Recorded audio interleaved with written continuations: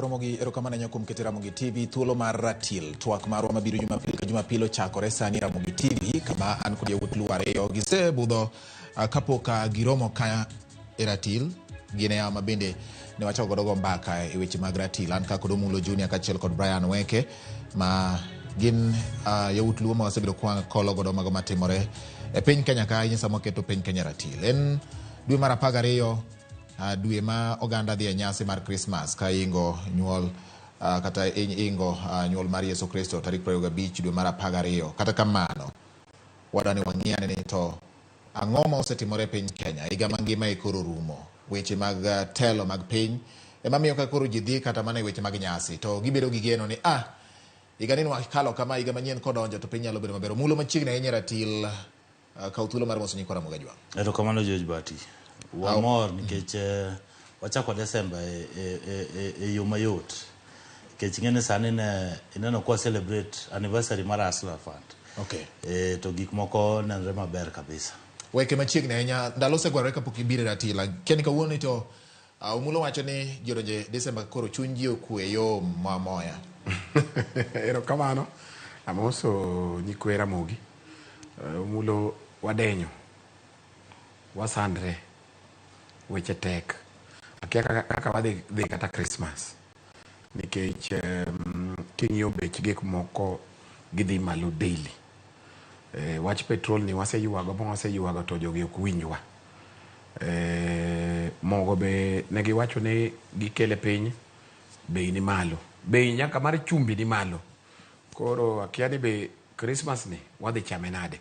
Okay, Omullo wacho ni dhi chame gi Hustler Fund. Jatend piny William Ruto nyocha nowacho ka ingo higa achiel mar Hustler Fund ni kuom kungo ma ji osebedo ka kungo sama gikawo hola ni sirikal dhi medo gi gimoro ma kochopo higa manyien to winjo bed ni koro ng'ato nyalo chako golo omenda ma osekungo. Nyiso ni geno moro nitie ne jok ma samoro osekawo Hustler Fund. Omullo ing'ene George Bati king'iyo wach mar muma maler iwacho ni Moses kano wuok gi ji Egypt kano dhi kodgi e piny mar Canaan to no baro pi to kano se baro pi nitie joma ne nigi doubt Weke gi ne ni kanye group no en gi grube moro kanye mane nigi doubt kabisa koro ga Nyasaye no nyiso Moses no dhi e that mountain mondo dhi oyud 10 commandments. Weke no kawo gold chain gin gi wang'o giwacho ni Nyasach Moses no gidwa gi complain lamentation magi keto Nyasach gi moro magi wacho ni mane makoro ging'eyo nikech gidwa gik ma practical gik ma Moses nyiso gi kae maka miriambo. Koro Ruto sebedo ka nyiso ji nikech wan gi plan to plan ema no nyiso jo piny koro ing'ene Weke gi ni gi doubt to gin gi gimiya nyisi kamano ni nyaka ncha wachak yaw Hustler Fund tarik 30 November 2022. Government osepogo pesa 39.7 billion mano ma jo piny pesa mar government mosedhi ne jo piny ji 21.8 mano moseyudo pesa to pesa ni billion 28 mano pesa moseduoki billion 1.9 mano savings ma jo Kenya nigo jo Kenya million 7.7 mano jo mosekawo mia bicha mochako duoko mochako kawo mochako duoko mochako kawo mani ng'eni mago jo mano miyo Ruto kura to magi jo mose save pesa kendo magi jo motimo biashara ma serious weri gi joge Weke ma timo lamentation cha groups ma no wayawo dwe mar 6 tarik 1 mano wayawo gimiluongo ni SACCOS makoro no upgrade Hustler Fund watere malo group mo register gin 569,661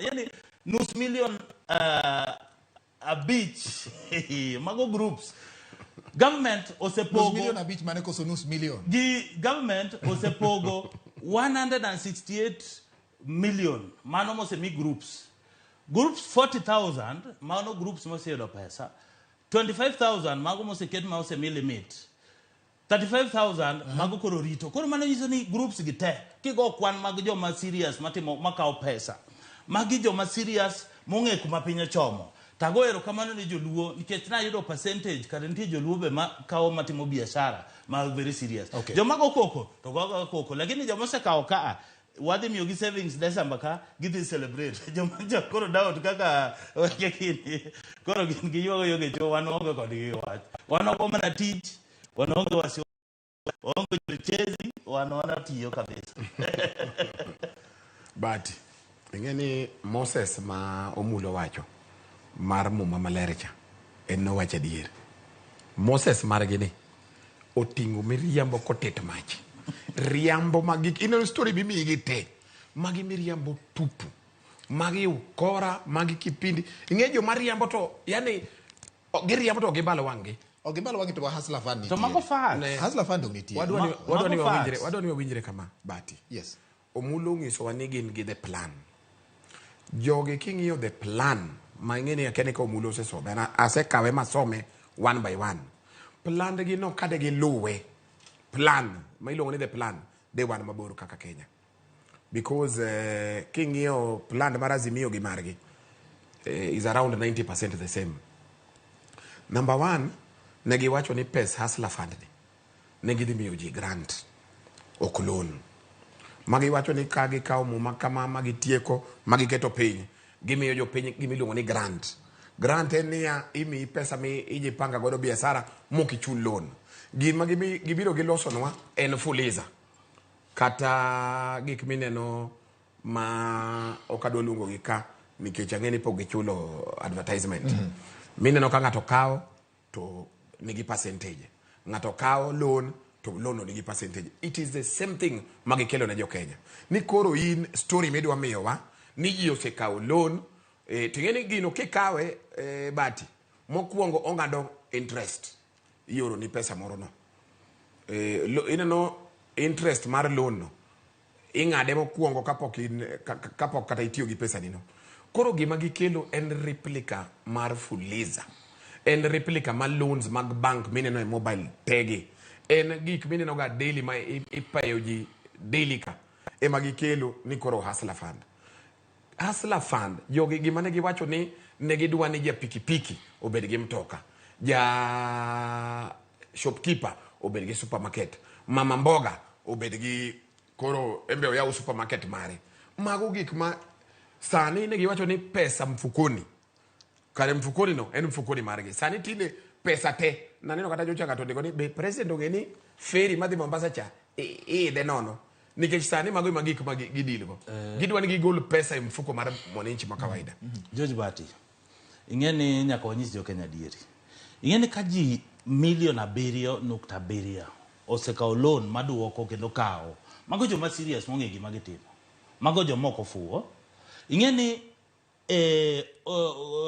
Brian Weke onego ong'eni ni ang'o momiyo nwadwa miyo ji hustler fund kano wadhi nuo campaign mwandikore gi ji miluongo ni economic charters ji mang'eny mane wacho ni gin gimiluongo ni blacklist mar loan ka Ruto odhogolo ji milion 4 mano joma nokete CRB mago gol hustler fund ni onge committee onge kamigole title deed onge kamigole logbook en simbi kende tidayol namba mikawo loan savings 1.9 billion mano savings ma Kenya oketo ing'eni ma e progress mwadwaro waketo gimiluongo ni digital koro gin ko giwinji gin gi mar ji miyo ji 6,000 cha gin pod gin gi gop jo Kenya gimiyo ji goyi mar 6,000 mane giwacho cha lakini plan wani en plan matiyo nikech milion 7 jo Kenya milion 7 ogin jo mayot. In fact, okonego benua campaign.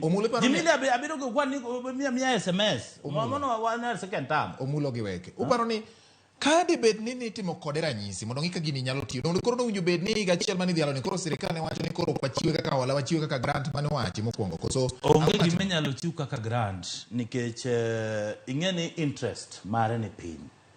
To bedo ni interest mare ne piny nyiso ni pesa ni onego beno o revolve okodeni wakao pesa mar taxpayers money wamiyo jo Kenya to pesa no lal kaka en. Ngeni wadwaro pesa mako chul to nitie interest maduogo. Koro pesa ni iyudo ka capital nitie minyalo mi jo piny. Koro ibro mede kaka omedore. Mane imiyo president owacho no odhi medo pesa no kaka dhi. Lakini gima mora ni Weke gino keto watesre nikech gidwaro ni government uti maber.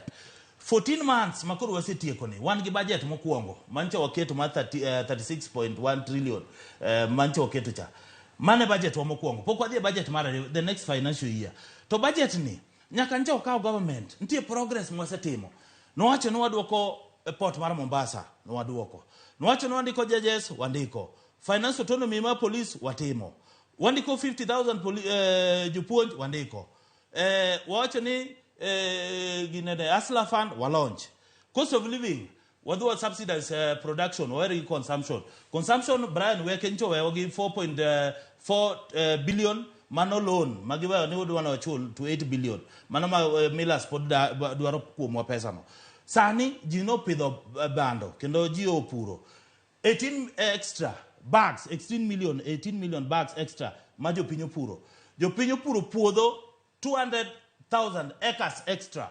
Mano nyiso ni sani kidhi kata na supermarket mogo owuoke 200 bogo duogo 145.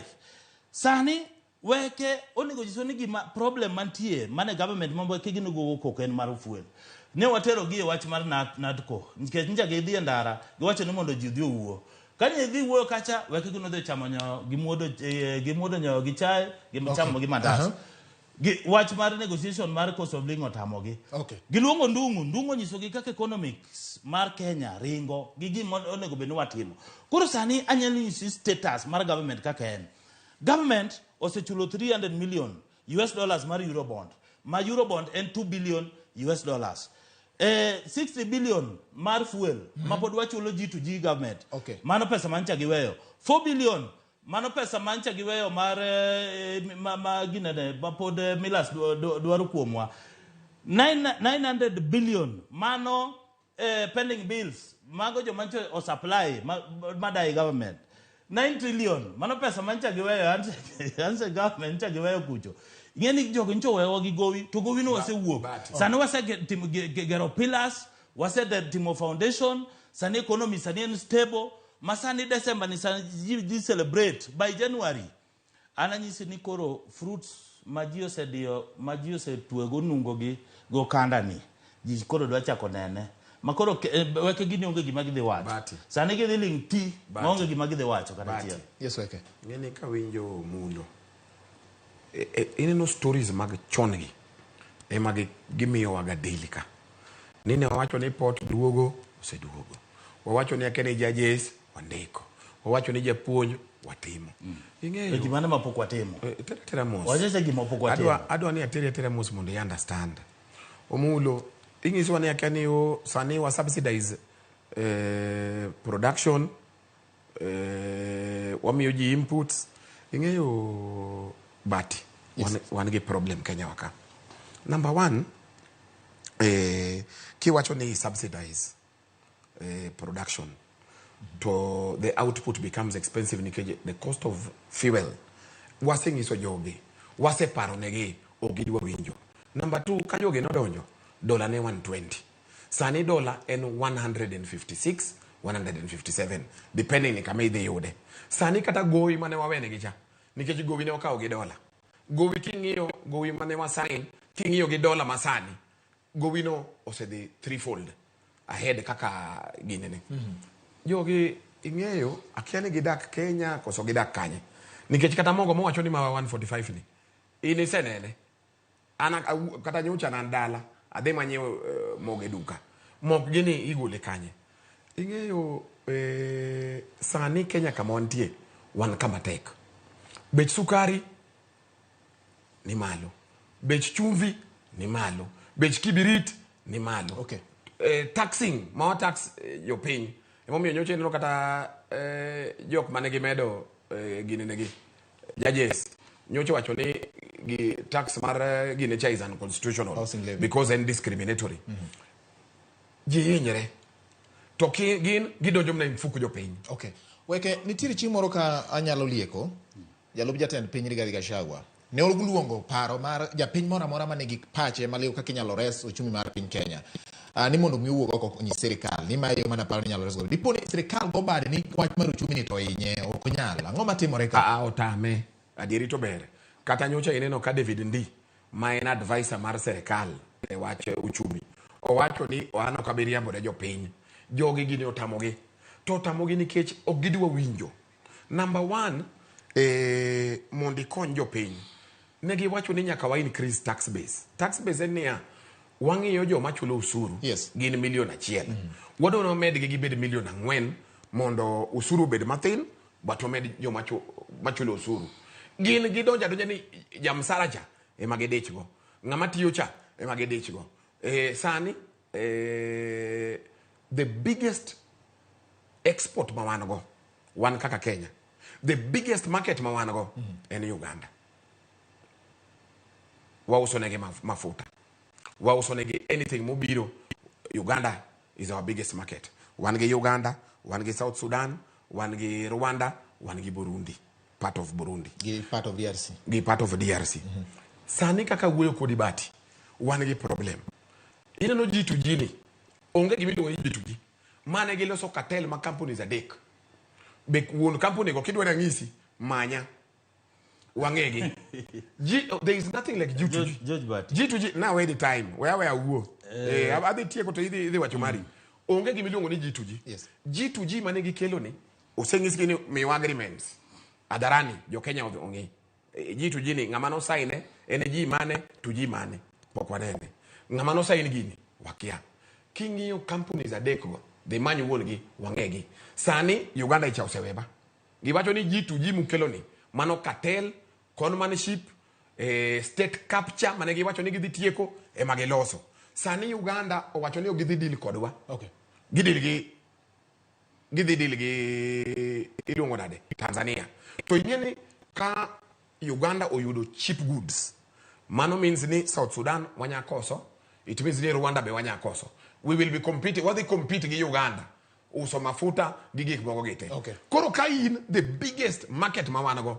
Use yuaru kodegi, ukelo cartel, uchajo gine pesa mangeny, sani echa koro be udwa Kenya Pipeline Company, udwa miyo, idwa use. Idwa use mondo pump petrol from Guinea to Busia. Diwe do pesa di. Yani jogi. I wonder. Koro sani gise inyowa, gimayo wa pesa, gimiyudo, imai, gimiyudo, idei, gimiyudo, echanyocha ineno kata mama morobe umai 17 million. Sani koro, giwacho ni, waseni liwa bwana ichi. Koro giuso kila kitu, mama nago. Giuso KICC, giuso KPC, giuso gigite. Ingeni economics opogore. Anamor ka Brian Weke wuoyo nikech en okil. Kendo okil mariek. Oriek kabisa, no yudo first class. Lakini ngono akiana en okil ma nyithindo gi min. Watete ni nyithindo. Lakini gimang'eyo ni Weke onego understand the plan. Nikech economics mar Kenya kwanza opogore gi economics mar Uhuru Kenyatta mag Jubilee. Is okay Weke. To gimatimore ka.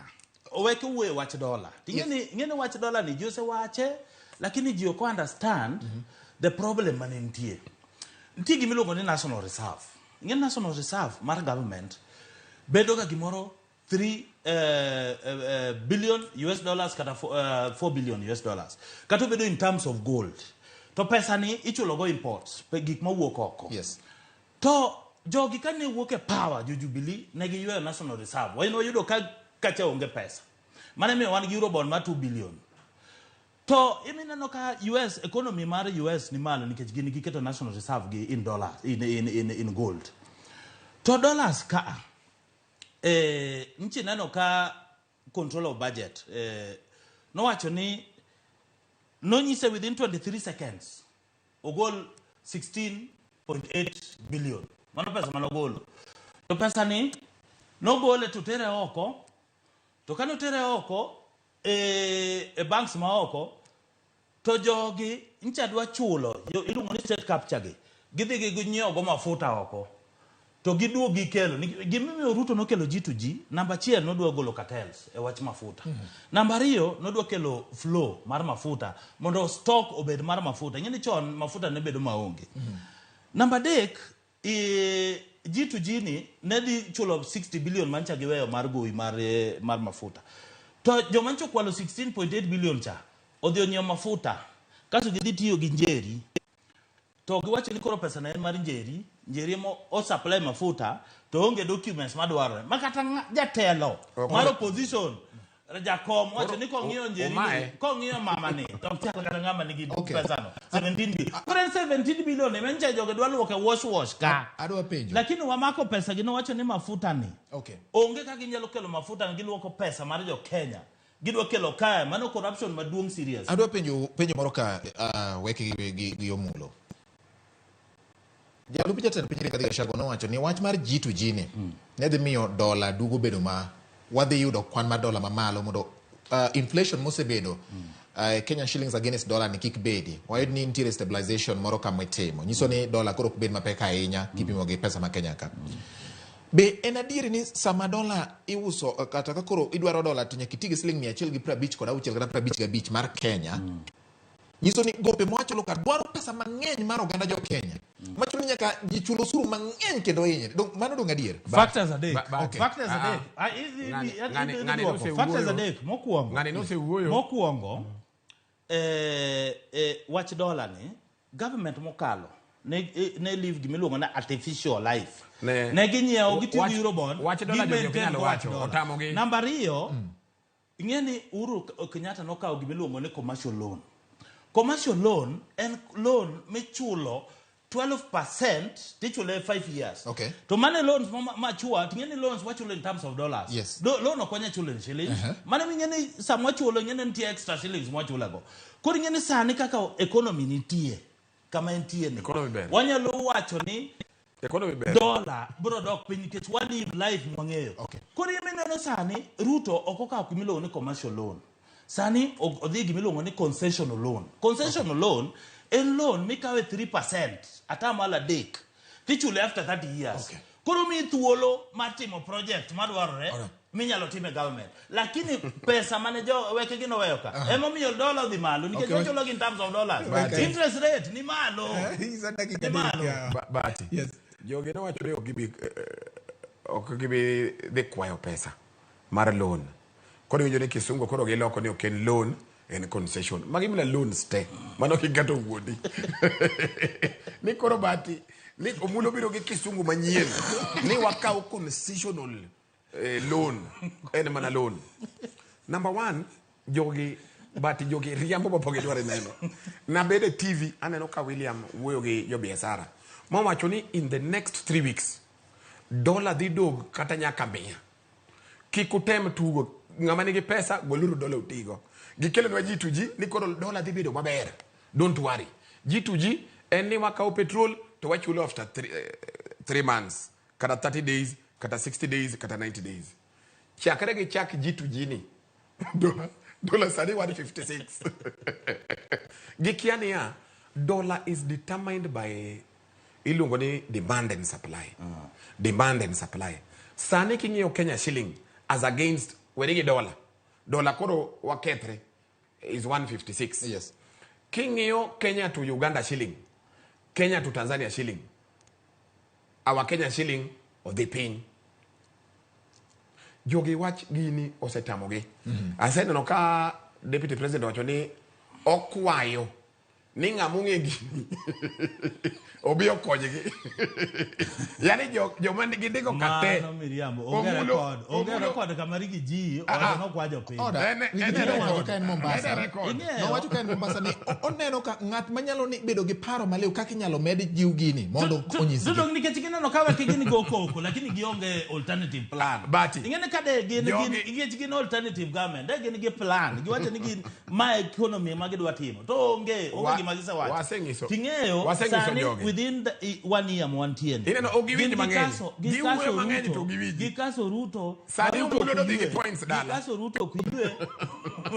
Sani Omullo kado lenga mathindi. Da konyo uti points mogo dhigo dala. Ingeni problem margi. Giwuoyo mang'eny to gionge ginene. Gionge ideas magi ginene. Jogi king'iyo plan margi. Enda dwa kwa Bati. Kisungu mang'ani wacho sateni the plan. Dhi beda piny ng'iya the plan no. Gik ma gitimo te is against the plan. Plan gi cha gigi ma gitimo. Ni koro gin gisebedo piny gi tick box ni. Wase appoint judges. Port wase tero. Ingeno mana na wacha. Gine chano state capture no denade. Oka uwe watch health. State capture no denade. Ami watch state capture. No ko uwe watch health. Health wandiko ji 1,100 mano community health workers michulo pesa shilling to shilling, county government chulo, national government chulo. Sani jogo tiyo jogo sedie household 1.5 million man jo mipimo pressure jo mitimo gik mate. Waduog education gimiyo jogi ok understand. Ada miye kizungu ariyo. Ada miyo giasu kizungu ariyo. Ntie gimiluongo ni maximum differentiated discipline cost. To gimiluongo ni minimum differentiated unit cost. Weke. Mano nyiso ni ya. Ng'ama puonjo engineering, ng'ama puonjo medicine, ng'ama puonjo law. Yani courses madongo mamiyo ji tije maber. Ichulo pesa man malo. Ng'at matimo courses. Okay. Ma piny machalo agriculture, machalo gik mo chuo go gweno sandan, moko matino gi. Chulo fee matin 30,000 moko mane miyo jicha. Tinde wakelo education gimiluongo ni equity. Masani ng'at maonge pesa government sponsor. Ko duge state capture. Nito wacho ni gik mokade. Sani Ruto se wuogi miluongo ni ya fight corruption nikech gimiluongo ni the goodwill mar president mar fight corruption. Ruto se wuoko ko ma ndio mano seriambo two officers mo seriambo. Yes. Sani what do you call a report? Report to error. What golo joma kwala mafuta kwala pesa jo Kenya. Adwa bire education. Watieko. Chakre onyuoli. Ise my education margi. Biseja winjo ni max mar jo piny mar students. Imi nyaka sign language mano kitimo. Mano computer. Ino sign language. Kibora mo bedo computerized. Mimi time Computerized. Sani. Mago virus. Bro, so other team manyo. Apezilia. Chakra nyuli. Mago virus. Nifuliza jaka max bagejitendo. Nifuliza max bagejitendo. Ero kamana ya kwa Ramogi TV. Omullo Junior wacho ni virus mano chamo duoko mar page. Weke ni virus mare. Omionge sani mano bende makelo giko mar ratil. Kendo nyaka Jumapil machielo otuom to bedo mamit ka urumo kamano. Beke ka wawe kendo kwacha korumo kendo gi utluo gi chieng' Jumapil moro machielo. Wabiro medo dhi nyime ka waketo piny Kenya ratil to ginang'o gine ma diponi medo timore mondo wabed gi ng'eyo kaka wanyalo dhi nyime kaka oganda. Ka en kungo to kori kungo kiriek. To ka en golo pesa bende igolo kiriek nikech ing'e kaka piny chalo. Nyinge en George Bati, elo Weke kachiel kod Omullo kachiel kod joma chiro chenro ni. Uriti masani warom sadiki weche manyien.